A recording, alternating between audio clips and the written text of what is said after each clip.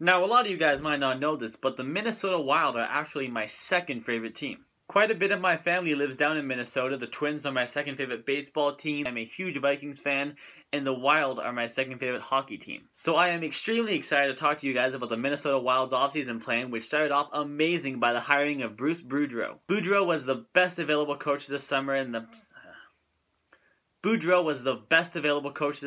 so happy that the Minnesota Wild snagged him up really quickly. Because the Minnesota Wild are a good team. Zach Parise, Ryan Suter, Devin Dubnyk had a second great season in net, proving that he wasn't just a one-hit wonder for the second half of the season a couple years ago.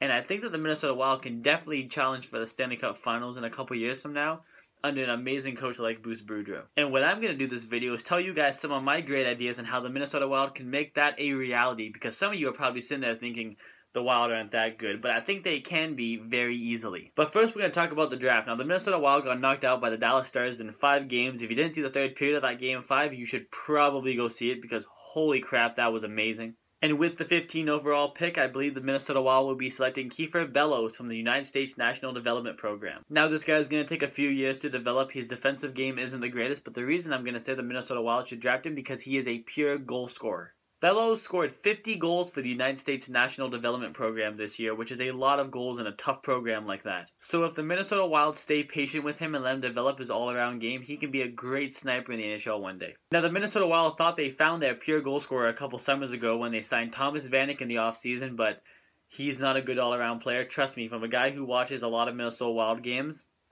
he's a bad defender. He always half-asses it on the back check, and when he does get to the defensive zone, he often looks like he has no clue what he should be doing. Which is why if you can't trade Thomas Vanek, I just put him on the 4th line and use him on the power play, and that's about it because 5-on-5, this guy is going to hurt your team more than he's probably going to help your team. Thankfully for the Minnesota Wild, they don't have any huge pending UFAs and RFAs. The biggest one is pending RFA Matt Dumba. Dumba has become a solid top 4 defenseman, but nowhere near his max potential, and I believe that he will be looking for more of a bridge deal so he can cash in big in 1 or 2 years from now. Now, the Minnesota Wild won't have a ton of cap space available to them this offseason, so I think a trade would be a good idea, and I think I have an idea for one.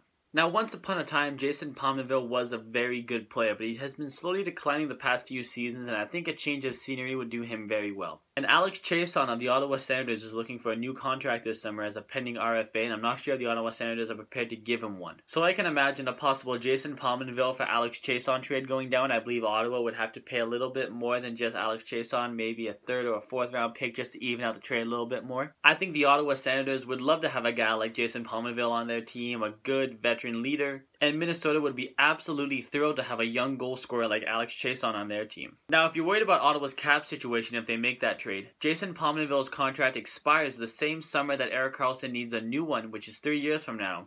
So if they conflict with each other and they can't sign both of them, they can just let Jason Pominville walk and they don't have to worry about not being able to find a trade partner for them. Regardless of what they do this offseason, I can't imagine the Minnesota Wild having a ton of cap space to work with in the free agent market. If they want to try to buy low on somebody like Radim Vrbata who can maybe produce some goals for you, that's an option, but they won't be getting much better guys than that. So the Minnesota Wild's offseason plan is to try to add as many goal scorers as you can with the money that you do have to spend. And yes, I am actually a fan of Minnesota-based sports teams. Anyway guys, thank you for listening to me talk about the Minnesota Wild's offseason plan. Please like the video, please subscribe to the channel, it would mean so much to me. Please like my page on Facebook. It's all about hockey. It's called The Hockey Gods. The link to that is down below. And please email me any questions or if you just want to talk hockey to theshannonclan19@gmail.com. And if you haven't seen the 3rd period of Game 5 between the Minnesota Wild and Dallas Stars, please go check that out. You can probably find it somewhere on YouTube. It was an unbelievable period. The Minnesota Wild had to win this game to stay alive, and they were down by quite a bit going into the 3rd period. They battled their way back almost to tie the Dallas Stars, and they missed out on overtime by like that much.